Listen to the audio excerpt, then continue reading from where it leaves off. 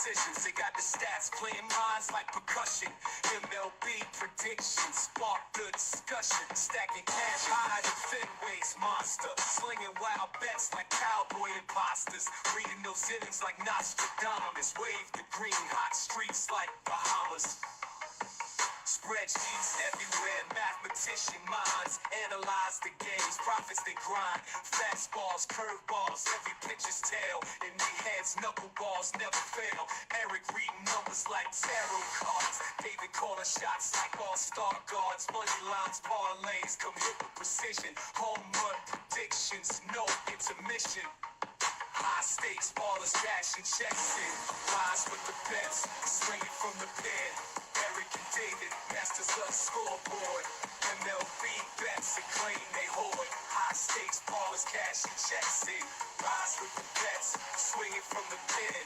Erik and David, kings of the ledger, baseball fortune, spread them like treasure. Hello and welcome to the first episode of Diamond Bets for the MLB season. My name is Erik, eTalk21 Sports on social media. That fine-looking son of a bitch right there is David, a.k.a. Better DP21. David, welcome back, my man. How you doing? Good, man. I'm good. It's Friday. I'm ready to get the weekend started. There's like a lot happening this weekend, you know. We got the Derby, F1. We got baseball. We got baseball every day. But We got NASCAR. We got NASCAR. We got should everything. have Game 7 with my fucking Pistons if they didn't blow a fucking 10-point lead with 3 minutes left in the fucking fourth quarter. We got Game 7 with your Avs against the Stars. Yeah. We got Game 7 with the Nugs against the Clips. Yeah. We got some stuff going on. But we're here to be focused on MLB. David and I will be here every Friday talking MLB, giving you a DFS lineup, and talking about shit that's going on in the MLB world. Yeah. Obviously, the big news, what's on social media a lot, is Paul Skeens. He was a plus 300 favorite to win the NL Cy Young. My quote was, if you bet him at 3-1 to win the Cy Young, you're an idiot. That was just me being me, because a pitcher who hasn't had a full year coming back, playing on the Pirates, whose roster hitting-wise isn't the best, second year teams are going to have film on him. Right. Not really the best system. Not really the best situation. Yep. Now, your argument is he's doing fine but when you see his 3-3 record, you're like, but his whip is 0.91 on this year. Talk to me, big dog. Yeah, I mean, you know, the way that I look at this is like the numbers are there. There's some command control where he's not having his best stuff every day. But to your point, he's a year into the league. People are going to get a read on those kinds of pitchers, right? I mean, we see every reliever. We see a lot of even starters that come in. They're throwing high 90s, hundreds. That's become the norm. And that was a little bit of what Skeens relied on was his velocity last year to get by people. People are just catching up to his timing. There may be some kind of signal or cue he's given, that he doesn't even know he's given, that other people are just kind of picking up a little bit. But I mean, we're talking like as of today. I mean, he's pitched twice in the last week or something. He's been in 7 games. Yeah, I mean, well, I'm saying he's had a regular rotation, but I'm thinking over the last week, and the reason I'm going to last week is because if you just look back, not to yesterday when he took the loss against Chicago, but his previous start against that was going against another NL Cy Young candidate with Yamamoto against the Dodgers, and he was beautiful, right? Like over 6+ innings, won a 3-0 victory over the Dodgers. Striking out 9, walking 1. I mean, his numbers are there. It's just a matter, like you said, when he's getting run support a little bit to support the record, and how the bullpen holds up in the end for him of getting some of these W's too. I mean, time and time again, you see bullpens giving stuff up, and that's where, people are hearing me on days like today where I'm like, all right, let's avoid the bullpen and play first five, right? Like, I don't want to even mess with that kind of stuff. So a little bit of him, a little bit of command control, a little bit on his team to support, what he's doing early. But if you got to be that pitcher to go deep 7, 8 innings every outing, every 4 or 5 days in his rotation, I mean, it's going to wear. And I don't know. Maybe he's young enough to where that doesn't affect him, but you see it a lot more, and you hear the argument a lot more with the timing and pitching, the clock and everything else. That you see people talking about rotator cuff issues, fatigue. I don't know if that has anything to do with it, really. I mean, it definitely gets people out of their own, personal rhythm, but I don't really see it having like a long-term effect. There could be some underlying things there that I'm just not aware of, but my position is, they wanted to speed up the game of baseball to get it, under a 3-hour window compared to the 4+ that it used to be, to kind of match any other professional sports league out there. So for the sake of viewership and engagement, I guess, it kind of pisses me off though, because when I try to make it to a game late and I'm running like, I don't know, 10, 15 minutes behind, next thing you know, the first 3 innings are over by the time I walk in the stadium. So anyway, See, I like to get to a game early just so that way I like to have my 3 beers. I'm ready to go. You know what I mean? Like that. I'm usually set up. I'm just saying that, when you get up even for snacks in a game, right? You get up for one concession. Snacks. Like, we're adults here, dude. A fucking beer. Okay, dude. Come on. You know what I'm saying? Anything. When you get up for anything, you're sitting in line. By the time you sit back down, 2, 3 innings have gone by.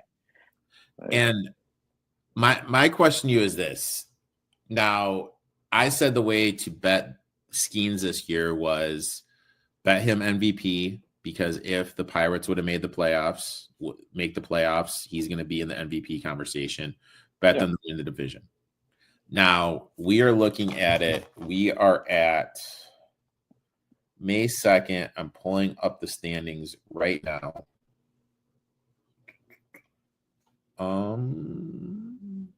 Standings, MLB. The Pirates currently are 12-20, 7 games back of the Cubs. Now, I know it's insanely early in the wild card, but still, with the wild card, they're 5 games back. Second worst record in the NL. Skeen's average pinch count is 99. Do you think they should say, hey, you know what? We're just gonna tinker it back a little bit. We're gonna do they should do 75 and kind of save. I don't want to use this term save his arm, but just kind of say, hey, you know what? We're just gonna not push you as much as we can, just because I know it's only 32 games in. I know it's a long ass season, but with the bats in the lineup, this isn't a year where there's going to be any magic in Pittsburgh. Right. I agree. I do think they need to dial back his pitch count. Not limiting so much, but just read the room, right? Like, to your point, let him get through 5, see where he's at. I'm sure it's somewhere around the average of 70. At that point, can he go one more, get to 80? Okay. But where are you guys at in that game, right? How much is it, worth it for that W versus maybe, to your point, saving his arm a little bit? 10, 15 pitches it's not going to make much of a difference early. It's going to make a much, difference later in the years where, we're all talking into next year. And with correct Skubal, who made this big jump with the Tigers, they told him more off-speed stuff. And we saw once he went to the off-speed stuff, not just trying to blow guys away, he became a more effective pitcher. Yeah. And maybe we need to see Skeens not go to the 99 mile per hour fastball, mix in a little bit more off-speed stuff so that way he can fool hitters who have kind of, it looks like, caught up to his timing. Right. So, but every week we'll just kind of shoot the shit about something going on in the week. We're going to go to the bets now. We are going to have 3 bets apiece. I have a lovely sports sheet where I will track all this. Whoever wins at the end gets a lovely 6-pack from the loser 6-pack of choice. David is going first. Talk to me. All right. So starting with the Cubs on the road, a lot of away team value here. Cubs are coming in on the board for me as one of my top 5 hitting teams coming into this series. Cubs are averaging over 6.5 runs a game right now. Really love their bats. Great pitching advantage for themselves. Priester for Milwaukee. He has a whip over 2. He is putting on almost 2 people on base per inning, whether that's a walk or hit. He's not in good form whatsoever. You got really hot bats with Chicago. And the reason you'll hear me talk about this a lot in season for anybody listening new, but anytime you can get a chance for an away team to take dog money on a run line for yourselves, because I like to play the -1 for a couple of reasons. One, in case they only win by 1, it's a push, of course, but and don't get me wrong, their money line is not inflated in this case, right? It's like a -120 kind of money line right now on most books for Chicago. So sorry, I got my dogs trying to creep in over here. But anyway, so the reason where I'm going with this is that for any away team, they're guaranteed 9 at bats, right? They get the top of the 9th to swing away, still on the road, and actually make that, win by 2 runs actually happen for that team. So not for the home team. If the home team is up by 2, they only get through 8, right? So definitely got to think about it from an away team perspective a little bit, get that little edge. I like to play dog money on away teams where I can. And this is a really good situation for Chicago on the road. Hot bats, poor starting pitching, and I think even Milwaukee's bullpen has a whip of about 1.3 as well. So they're also giving up, people on base at a pretty good clip. So not trying to overthink it, but I'm just lining up. You're going to hear me also say this a lot. Only bet on teams that are hitting and scoring runs. This is not a hard concept in baseball. It'll lose a lot of people, though, for some reason, because they get so involved in starting pitching. Mm-hmm. And that's where you see the bias on some games like today on the board, like the Yankees, right? Or something along those lines. And they got these fat -250, money lines, and people are trying to find their edge of getting it. Just stay away from that shit. Yep. Stay away from it. It's not worth it. There's no value there. There's a lot of value in what I'm talking about right here with the Cubs. Let's go get some dog money early. I like it. My first bet, and now look, it wouldn't be Diamondbacks without the man, the myth, the legend, Brian flippin' Woo. Let's go, Woo. He's been good this season. 3.01 ERA, 1.02 whip. Looked at his last 3 starts. ERA has dipped down to 2.07, 1 whip. He's already faced the Rangers once this year on April 12th, tossing 7 strong innings, just allowed 1 earned run on 6 hits and a walk and a 9-2 win. Rangers are struggling now over the last 2 weeks. They are 23rd in batting average and total runs scored against right-handed pitching. Jack Leiter is starting for Texas. He's been limited this year due to a blister issue, just returned from the IR. His first start back, he only lasted 3 1/3 innings, had a 5.4 ERA and a 1.8 whip. His career numbers against Seattle aren't promising. He's 0-2 on the first 5. Money line with an 8 ERA and a 1.44 whip. The Mariners offense, while in the middle of the road for the season, it's kind of picked it up lately. They are 9th in batting average and 13th in runs scored over the last 2 weeks against right-handed pitching. And let's look at the Woo trends. Career money line on the first 5, 25, 11, and 9. That's 69.4% with a 16.5% return on investment. If you take out his rookie year, which by far was his worst season, 17, 6, and 4, 73.9% on the money line with a 25.3% ROI. With Wood's form, Leiter's limitations coming back from the blister, Seattle's recent offensive uptick, I bet the Marlins here first 5 minus 115. You have a bet in this game too as well, my friend. I hope you bet on the Mariners, not the Marlins. Mariners. Yeah, I mean, you hit on, and I expected you to a little bit. When I saw we were kind of aligned here, I wasn't too surprised. This one is also on my bet for the day, but I am taking the full game. Same reasons though. When you got your starting pitcher in great form, like Woo is, like you said, he's got a whip of 1 right now. It might even be a little lower. That's just the average over the last, couple weeks that he's at. But that being said, I aligned that with where the bullpen is, where I'm kind of making these away comparisons. And again, another big team hitting the ball well. They are my number 3 overall ranked offensive team walking into this series. To your point of the uptick of the bats. So, I'm just layering on here a little bit, but again, sticking with that run line, minus 1.5, going for plus 140 in terms of your dog money in this case. I like it. Next one, and I'm going to my Tigers. Minus 0.5, first 5. Now, look, full transparency, I was on them first 5 last night. They somehow I was on them last night. Lost that, but I hit them live at plus 350. They're able to get that done for me. Boy. I'm going right back on him.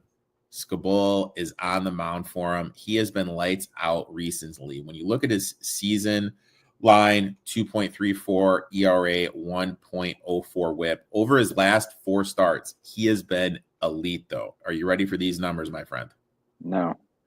You're not? Okay, I'll wait. Okay, now I'm ready. Keep going. All right. 0.75 ERA. This is his last 4 starts. 0.75 ERA, 0.83 whip. He's allowed just 2 hits and 1 walk in that stretch. And he faces an Angels lineup, which has been brutal against lefties. They are 27th this season in batting average against lefties. Dead last in runs scored against lefties this season. And the last 2 weeks, they are 28th in batting average and in runs scored last. So, I mean, they've just struggled to score against left-handed pitching this year. Jose Soriano goes for the Angels. 4.5 ERA, 1.47 whip on the season are encouraging. Over the last 3 starts. Even worse, 7.07 ERA, 2.14 whip. Tigers offense, middle tier overall versus righties. But when you look at how they've done on the road, it's jumped to 7th on total runs scored. So they're scoring more runs against right-handed pitching on the road. I think that has to do with how the fences are in Comerica. When we look at some trends, Angels 9-21 on the first 5 spread line this year, negative 24.9% ROI. Soriano 1-5 first 5 spread line. Tigers 20-12 first 5 spread, 46.7% ROI. When they face a righty, 15-7 on the first 5, 67.1% ROI. With Skabal's dominance, all signs are pointing against the Angels, so I'm taking the Tigers here. Given to me minus 0.5, first 5, minus 118. So you must have got that early, because I'll tell you right now, that exact line for me on most books is showing around minus 130. Dude, see, I do my stuff early in the morning, dude. I know. It speaks to my heart, man. I get it. I don't hate it. I'm just letting you know that everybody else feeling what you're saying right there. Right? Hey, sorry, I was wrong. I actually got minus 115, so I'm mistaken. I got minus 115. My bad. Oh boy. And you know what? You know who David Goggins is? Wake up at 4 a.m. workout. I'm Yeah. the fucking David Goggins of sports betting. I'm up at 4 a.m. fucking betting, dude. Well, if it makes you feel any better, then I don't know what's better than that. But I'm betting days in advance and showing you tickets from like Tuesday. Like, I'm putting in bets at 4 a.m. yelling out, "You don't know me, son," like David Goggins. that's good shit. No, I completely agree with everything you just said, though. I mean, for what it's worth, like I had the Tigers, I bet big money on them last night, like $250, just to make sure that I secured a nice, day with them. And I bet the full game, right? And so I looked early and I saw them down 2-4 and I stopped looking at the game. I looked back and I saw it was like 7 something and I went, all right, we're in a good spot. So, I have that much confidence in Detroit right now. They are also one of those teams, again, evenly offensive output right now, of also being tied for my number 3 overall offensive team. I just saw how much the public is weighing on both their offense and Skubal going today that I had to stay off that game. So, it's a great play for them to win today, though. But I already made my money on the series, so I feel good. Lay it on me, my friend. All right, my last bet. Phillies. Taking them at home against the D-backs. So kind of a story of two teams here, which directions they're going. Philly, winners of 2 of their last 3 series, walking into this one this weekend. Arizona only winning 1 of their last 3. I think they're on the opposite end of that trail. So if I read everything right, let me just make sure. Yeah, they only won 1 of their last 3 series, and it just happened to be on the road against the Mets before they walk in here against Philly.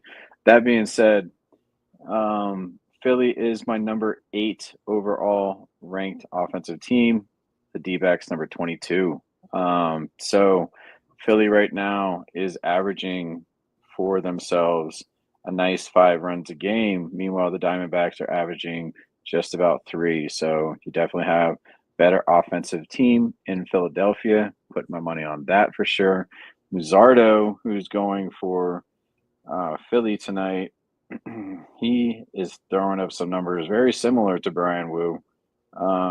His stats over the last 2 weeks, pretty sparkling. 1.08 whip with a 0.69 ERA.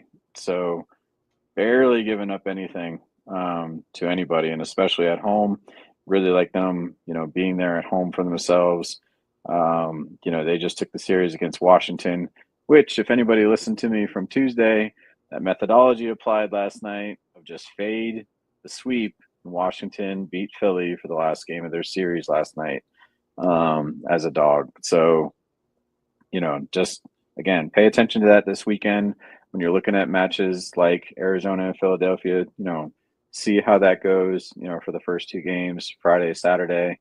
And then if one of those teams has for some reason swept the other one, which I expect it to be Philly in this case, look out for Arizona on Sunday. But we're talking about tonight. I like Luzardo. I like this offense. They have the better run support with the starting pitching. And the main reason that I'm taking the run line in this case is because, again, their money line started to creep just above that -150 threshold that I always talk about. And, for my own standards, I don't like to go above -130. So I'm taking the run line where I can get a little better odds, a little better, money management for myself. And they are a pick'em on the run line at -110. So taking the run line -1 for -110 with Philly tonight as my last bet. I like it. My last bet is I'm going up to the MKE. I took the Cubs and Brewers, but I got it over 8.5. This matchup, both teams strong offensive splits facing struggling arms. When we look at it for the season, Cubs first in runs scored, 5th in batting average against right-handed pitching. Brewers 9th in both runs and batting average against right-handed pitching. Over the last 2 weeks, Cubs 11th in runs, 6th in batting average. Brewers 9th in runs, 16th in average. So both of them have been putting up some runs. When we look at the pitching matchup, you have Ben Brown for the Cubs, 6.04 ERA, 1.89 whip on the year. Over the last 2 starts, 8.22 ERA, 2.12 whip. We look at Priester for the Brewers, 3.79 ERA, 1.63 whip on the season. But his last 2 starts, you mentioned it earlier, 7 ERA, 2.11 whip. Yep. Both these pitchers are giving up runs. Cubs 19, 11, and 2 on the over the season. If you have just bet their over this year, you're sitting at a 21.8% ROI. When these teams met Milwaukee last year, 5 of the 7 games went over the total. You mentioned it. One of the best things about the Brewers in years past has been their ability to identify arms and just throw them in the bullpen. That's gone. This bullpen isn't anywhere near where it used to be. Now, they do have some pitchers who I really like. Priester, who they traded a good level prospect for to get from the Red Sox, I'm not a big fan of. I think this electrifying offense of the Cubs is going to be able to get to him. I think the Brewers will be able to get to Brown with how much he has struggled. You have 2 opponent offense, 2 shaky starters in my eyes. I'm going to take the over 8.5 in the Brewers and Cubs. Not bad. Not bad. I looked at that as well. Now we are doing something. Now, look, David and I work really well together. We've been like shooting off bets. We're golden. Boom, boom, boom, boom, boom, boom, boom. But we have never built a DFS lineup together. So we know we're up against the clock because games are going to be starting soon when you guys are watching this. So we're going to hammer this out as fast as we can. I'm going to pull this up. Boom. Now, the thing, we're doing this. Now, here's my idea. Hear me out. Okay? Hear me out. I'm listening. Let's go. So, Gunnar Hoagland is making his debut start today for the A's. He is at $4,000 against the Marlins. That's the least. That's the minimum. I feel if we put him in here, this could open up so we could find some more expensive players. Thoughts? Yeah. Okay. Or do you want to just? I don't hate it. I don't hate it because like I do actually have Oakland as one of my teams that I think has value today. Yeah, that's not bad. All right. So where's Luzardo? Show me where Luzardo is for Philly. Their pitcher. I don't see him in the top. Pitcher. L-U-Z.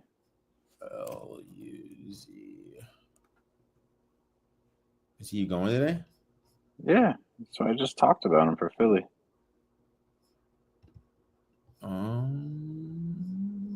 Who's Philly playing? Who's Philly playing? Where are these fucking playing the Diamondbacks? Am I like smoking weed? Nope. Apparently not. Where did I make a mistake and like click on the wrong thing and not do all the games? This could have been a rookie mistake by me. Yeah, here you go. Today, boom. All. We'll go classic. Enter. Boom.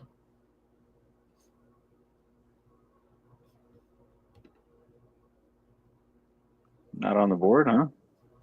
All right. Well, let's just do what you suggested. Is there 12 games on the board today? Should be more than that. That's the only what they're offering. There's 15. That is weird, man. I know there's 15 because I have to put it into my sheet. Dude, we're learning because I usually never build one, so I'm sure people really want to. Yeah. Right before What are you guys doing right now? What are you doing, man? Hold on, real quick. Let me pull this up on my phone. I'm better on my phone on DraftKings. I don't know why. Yeah, they're only offering 12 games. Okay. All right, let's dive into it. So I like. Where is he? Boom. Let's go with the kid. He's a young price guy. Now, Rockies are struggling, man. Yeah, but they won. They won 2 in a row, man. Rockies Open are up. struggling, man. Rockies are fucking struggling. And I mean, Thinking about this. so On here, this board, Seattle. Yeah, they are. Okay. so here's my thing, man. We're gonna put in Woo. Do we go Ray, Skabol, or Woo? I go Woo. We're all over Seattle. All right, so let's go Woo here. I don't mean to monopolize a thing, but Dude, I trust I you. think it makes all the sense in the world to back up everything else. Dude, I am struggling right here with this. With the old DraftKings. All right, Seattle's right here. Boom. Pitcher. Why is it showing Ray? I don't know. It's not even our matchup. There you go. Boom. Got There it. he is. Got it. All right. So boom, we're at Brian Woo. Now you mentioned you had a catcher you liked in this matchup. Carroll Rayleigh. Yep, for Seattle. Boom. Now I'm on the Cubs and the Brewers over. Is there someone in the Cubs lineup that you kind of like? I mean, I want to say somebody like Ian Happ. Okay. Like Ian Happ or Suzuki. Or what's his name? Kyle Tucker. I mean, those kinds of guys for the Cubs. All right. I mean, Tucker over the last week is only hitting 230. Happ, I don't know where he's priced a little differently than Tucker, but he is averaging 370, 330 over his last week.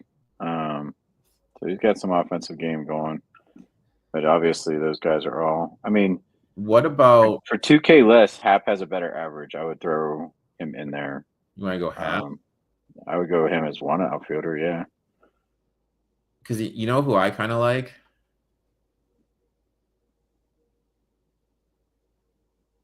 What's that? I kind of like Dansby. Yeah, I mean, if you're going position player, I was just trying to give you. No, I mean, and we can go multiple players in this thing, man. That's fine. Right. So,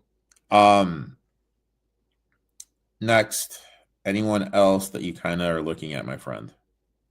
I'm trying to make sure I'm picking the right matchups here. Go to the left real quick. I just want to make sure I'm not misspeaking in terms of matchups. All right, KC, Baltimore, Tampa Bay, New York. Okay, where is Devers show up at all? Anywhere for Boston or like with Minnesota? I know there's it's kind of expected rain there too. Oh, Devers is there. Where does he show up? What can you add him to? Third base? Yeah, put him in third. You want Devers at third. Okay. So when I was looking at it, the player I kind of want in the Tigers is a player that's been insanely hot over the last week that gets no pred. My guy Z-Mac. Your guy Z-Mac, dude. Yeah, I love him. Z-Mac has been great over the last couple of weeks. Now so has Baez. You want to, but I'm not yet. Hold on a second. Just let me check something. And he's only my fantasy stuff he's too. only 3,000. He did have a homer last night. Dude, he's batting 400 over the last week. All right, so we're gonna put in Javi Baez. Now we need a first baseman and a second baseman here. So we're gonna go boom. Let's tackle first baseman first. Freddie. We got Freddie against Holmes. Anyone kind of? Because if we go Freddie, we're gonna have to pay down. We only have 11,700 left. We have a second. Pretty good split between first and second, though. What's second? Yeah, well, that definitely covers. You can put Freddie in there, easy. So let's put Freddie Freeman in there.